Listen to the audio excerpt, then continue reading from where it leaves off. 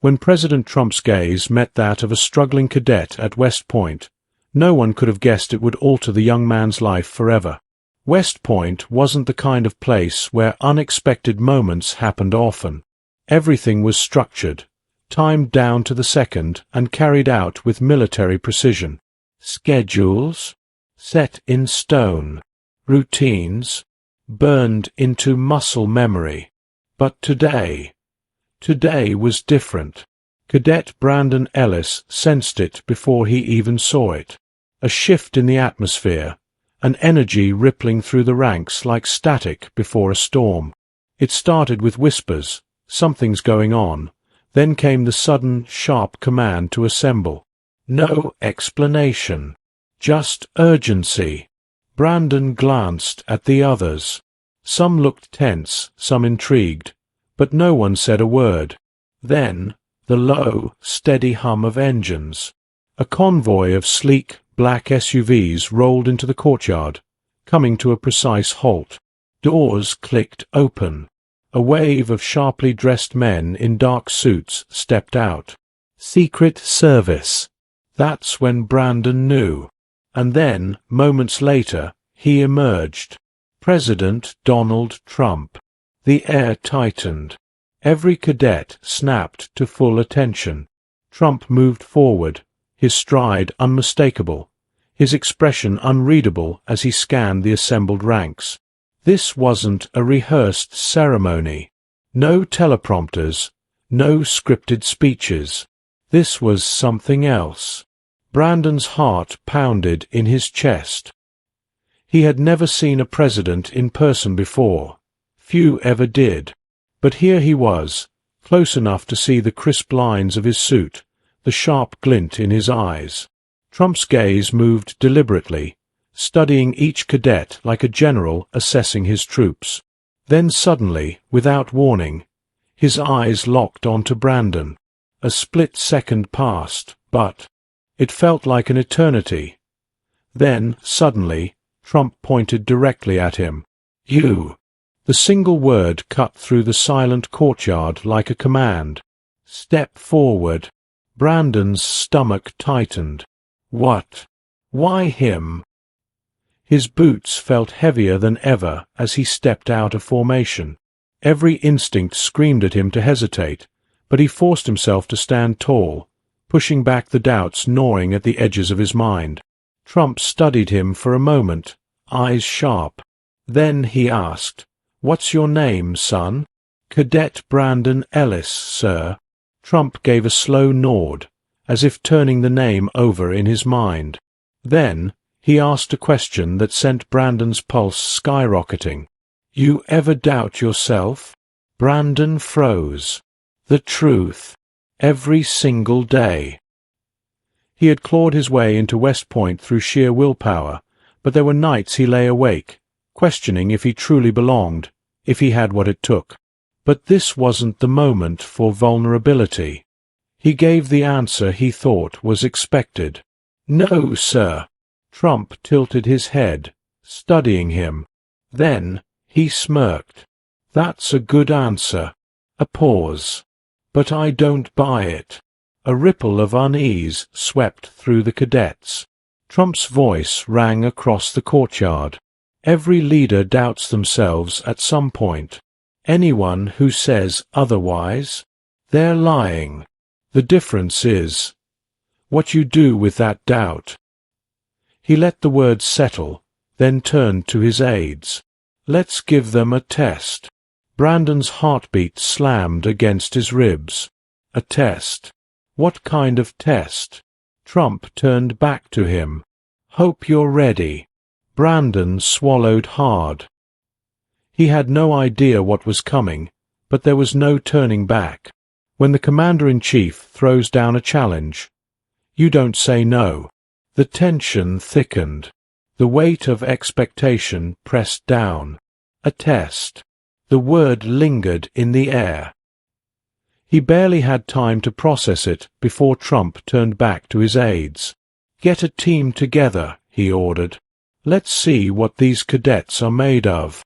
Murmurs rippled through the formation. Low. Uncertain. This wasn't some routine speech. This was different, unexpected. Brandon stole a glance at his fellow cadets. Had this ever happened before? A president coming in and throwing down a challenge like this? He doubted it. One of the aides stepped forward, scanning the group. Then he called out 4 more names, choosing them seemingly at random. Or was it? Each cadet stepped out of formation, standing shoulder to shoulder with Brandon. Trump gave them a once-over, then turned to the officers overseeing the formation. "That'll do." Then he turned back to the 5 cadets. "Follow me." Brandon's feet felt like lead as he stepped forward. The others fell in beside him. None of them knew what they were walking into, but there was no backing out now. They were led across the courtyard, past the towering stone buildings of West Point, toward a waiting Humvee. Secret Service agents flanked them, their faces unreadable, eyes scanning everything. The air was thick with anticipation and nerves. As soon as they climbed into the vehicle, the doors shut with a firm click. The engine rumbled to life. The Humvee pulled away. No one spoke. Brandon glanced around. 5 cadets. The president. A handful of his people. All packed into one vehicle, heading toward an unknown destination. The drive stretched on, endless. Outside, the academy grounds blurred past. Every turn, every stop, every acceleration sent another wave of tension rolling through Brandon's chest. Was this excitement or fear? Then, finally, the Humvee slowed. The doors swung open. They were motioned out. Brandon stepped onto a rugged training ground, tucked away on the outskirts of the academy. Unlike the pristine courtyards they had left behind, this place looked like a battlefield simulation. Torn-up dirt, makeshift barricades, barbed wire, scattered debris.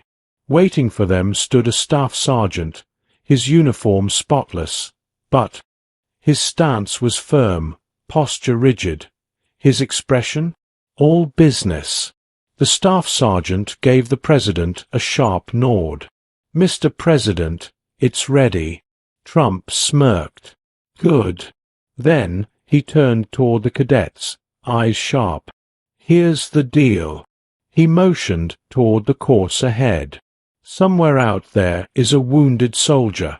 Your mission: find him, stabilize him, bring him back." Brandon's stomach clenched. A search and rescue simulation. He'd been through similar drills before, but never like this. Trump wasn't done. One more thing. The words hung in the air. He scanned their faces, letting the weight of it sink in. Then his smirk widened. "Only one of you is in charge." Silence. Brandon barely had a second to process what that meant before Trump pointed, straight at him. "It's you." His breath caught. The other cadets turned toward him, their expressions unreadable. Trump clapped a hand on his shoulder. "Show me what you've got, son." A slow realization crept in. This wasn't just about completing the mission. This was about leading it, about stepping up, about making decisions under pressure. Brandon's mind raced with doubt, but there was no time to hesitate. The clock was ticking, and now the mission and his team rested squarely on his shoulders. Because leadership, it isn't about being the strongest. It's about what happens when the pressure's on, and there's nowhere to hide. His pulse pounded in his ears. He hadn't asked for this. He hadn't trained for this exact moment. But now, he was in charge, and the President of the United States had just put him on the spot, in front of everyone. Failure, not an option. Brandon swallowed hard and faced his team. 5 cadets. All sharp, all strong. Any one of them could have been chosen. Why him? No time to question it. He squared his shoulders. Focus. He did what his instructors had drilled into him over and over. Assess. Prioritize. Execute. The objective is clear, he said, keeping his voice steady. Find the wounded. Stabilize them. Bring them back, in one piece. He scanned the landscape, a chaotic battlefield simulation. Trenches, barbed wire, smoke machines spewing thick fog, designed to disorient. He pointed at Cadet Reynolds, the tallest, strongest of the group. You're on point. Eyes up. Look for movement, anything that gives away our guy's position. Reynolds gave a short nod. No argument. Brandon turned to Cadet Owens, the fastest. You flank left. Stay low. If we get slowed down, you're our eyes ahead. Owens clenched his jaw.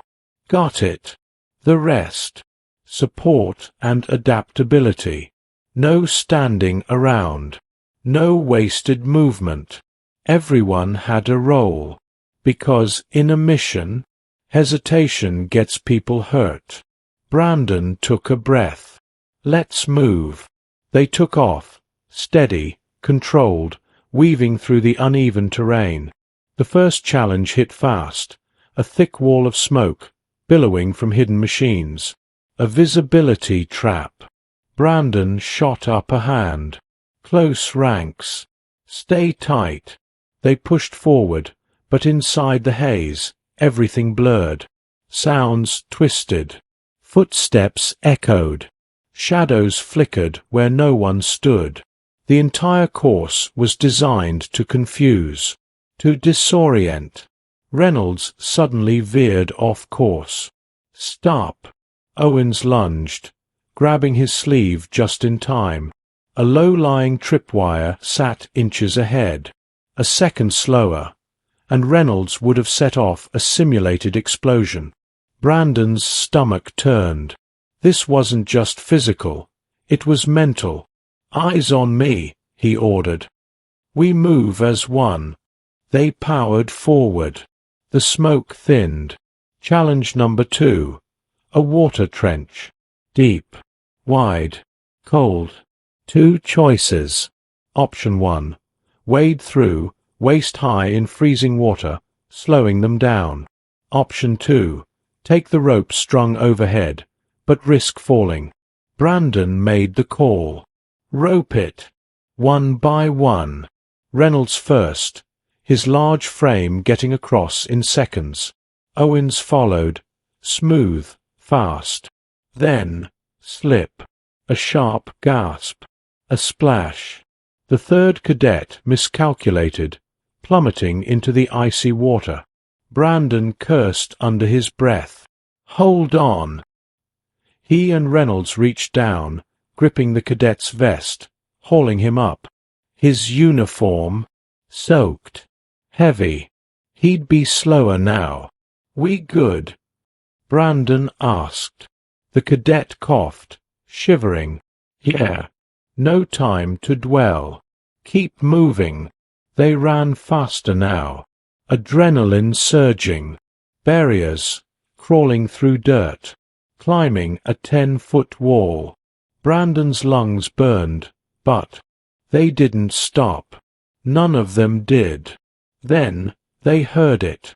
A weak, static-laced voice crackled through a hidden speaker. Help, over here. Brandon's chest tightened. They were close. The voice was coming from a simulated combat zone. Sandbags, scattered debris, a collapsed wooden structure. And beneath that wreckage, the wounded soldier. Brandon dropped to his knees beside the dummy, hands moving on instinct. Simulated injuries, broken leg, unconscious, but breathing. Stabilization first, he ordered, adrenaline pumping. Tote the leg. Keep the airway clear. Owens tore open the medkit. Reynolds secured the head. Every movement had to be precise. Then, a voice boomed through the speakers. 1 minute left. Brandon's pulse spiked. They had to move now. But the hardest part wasn't getting there. It was getting out. Because that's where everything goes wrong. His heart slammed against his ribs. 1 minute. 60 seconds to get the wounded soldier back. The team rushed into action, securing the dummy onto a makeshift stretcher. Owens grabbed one side. Reynolds took the other. Brandon and the remaining cadets supported the weight as they pushed forward, weaving through the simulated combat zone. The final stretch. Brutal. Flashing lights. Simulated gunfire. Deafening explosions rocked the ground beneath them. It wasn't real, but it felt real. Brandon's arms screamed. His legs burned. Every muscle in his body begged him to slow down. Then, disaster. Reynolds misstepped. His foot caught on debris. He lost his balance. Hard. The weight of the dummy shifted. The entire stretcher lurched sideways. Owens barely caught it in time. Brandon's gut twisted. No time for this. Back up. Lift. Together. Asterisk. His voice was raw.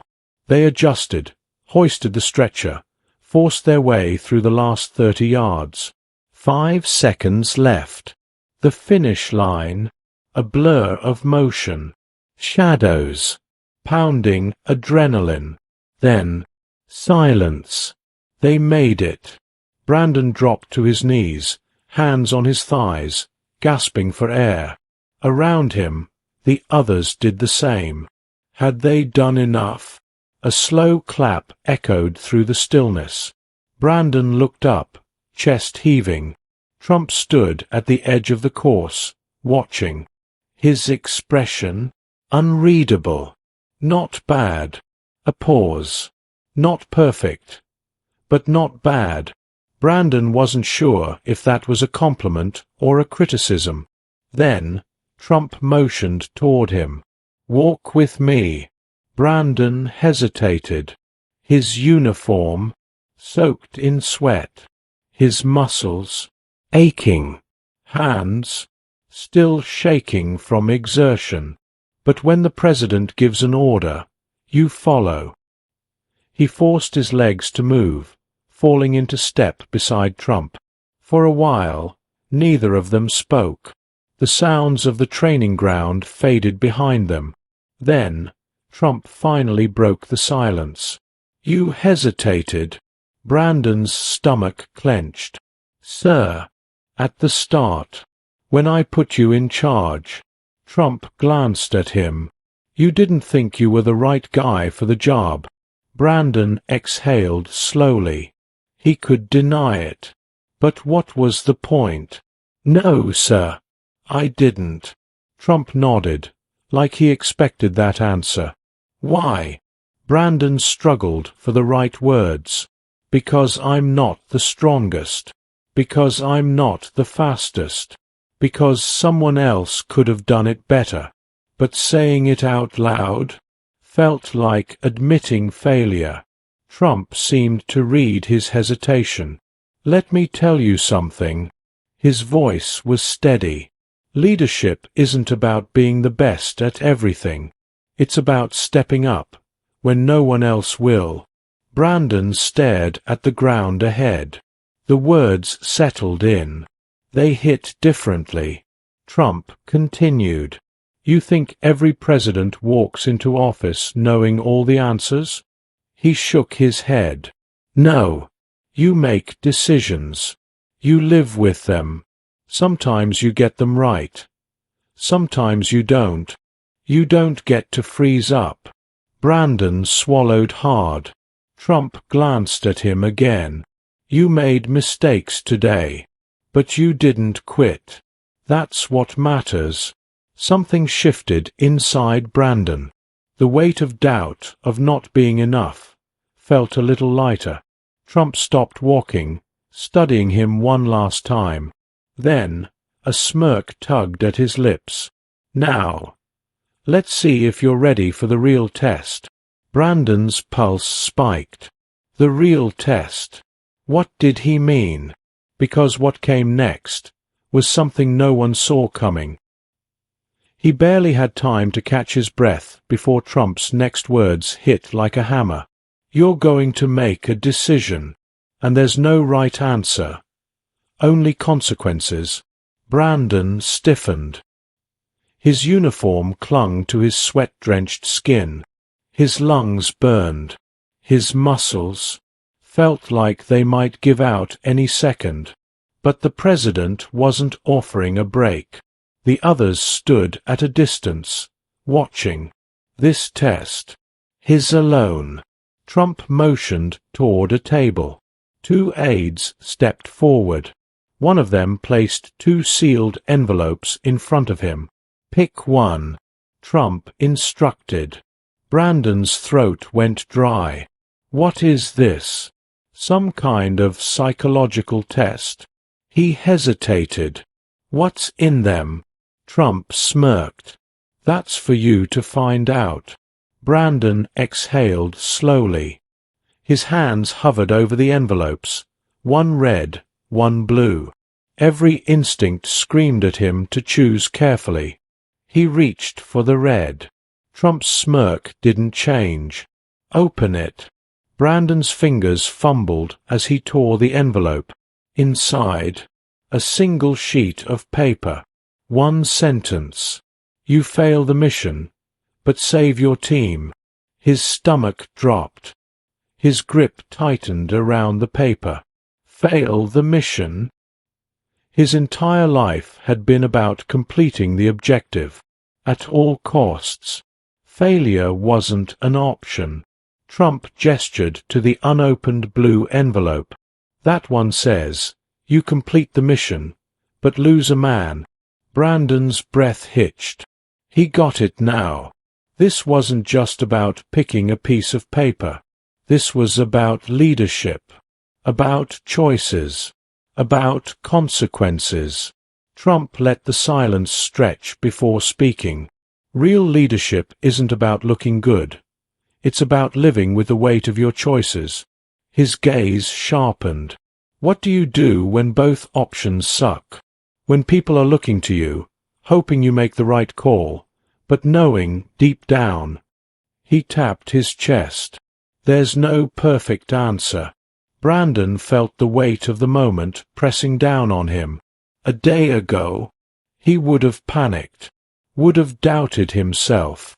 But now, he folded the paper, looked up, and met Trump's gaze. You own the decision, Brandon said, his voice steadier than expected. You live with it. For the first time, Trump's smirk softened. Just a fraction. You made the right choice today, kid. Not because it was easy, but because you didn't let it freeze you. Brandon clenched his jaw. He understood now. Trump patted his shoulder. Take that with you. Because this, he motioned to the paper, this is life. And if you can handle this, you can handle anything. Brandon didn't move. The weight of the moment settled deep into his bones. Then, Trump turned back to the group. All right, cadets. Get back in line. Brandon exhaled, his mind still spinning. He had walked in today, full of doubt. He was walking out, different. The lesson wasn't over yet. Brandon stepped back into formation, his body exhausted, but his mind racing. The other cadets shot him quick glances, some filled with quiet respect, others laced with curiosity. They had all been tested physically today. But what had just happened between him and the president? That was different. That was something only he had experienced. Trump turned to the group, hands tucked into his pockets, his sharp gaze sweeping over the formation. You won't always have time to think. You won't always have all the facts. But if you hesitate too long, people get hurt. That's life. That's leadership. His voice wasn't raised, but it carried through the air, like the final lesson in a long, grueling test. The weight of it settled over the cadets, over the officers on the sidelines, but most of all, over Brandon. Had he ever truly understood what leadership meant before this moment? He wasn't sure. Then, Trump smirked. And if you ever get it wrong? He let the question hang for a second, then answered it himself. You own it. You don't blame. You don't fold. You take the hit, and you move forward. Brandon's chest tightened. He had spent so much of his time at West Point wondering, am I good enough? Do I measure up? Would someone else do this better? But that wasn't the point. The point was stepping up anyway, taking responsibility anyway, because leaders, they weren't always the smartest. They weren't always the fastest. They weren't always the strongest. They were just the ones who made the call. Trump studied him one last time, then turned to the commanding officers at the edge of the field. I like this one. He nodded toward Brandon. Keep an eye on him. A ripple of something ran through Brandon's chest. Not pride, exactly. Something deeper than that. His shoulders squared. His stance a little taller. As the convoy prepared to leave, Trump glanced back at the group. His tone lighter now, but the lesson still there. Remember, leadership isn't about you. It's about what you do for others. And with that, he climbed into the SUV. The door shut. Engines rumbled. The convoy pulled away, leaving the training ground behind. Brandon exhaled. He watched until the vehicles disappeared from sight. The moment was over, but something inside him had shifted. This morning, he had doubted his place at West Point. Now he knew he belonged. And that changed everything. Some lessons come from books, lectures, training drills. But the ones that stick, the ones that shape us, they come from moments like these. If you took something from this story, hit that like button, subscribe, and let us know. What's the biggest leadership lesson you've learned in life?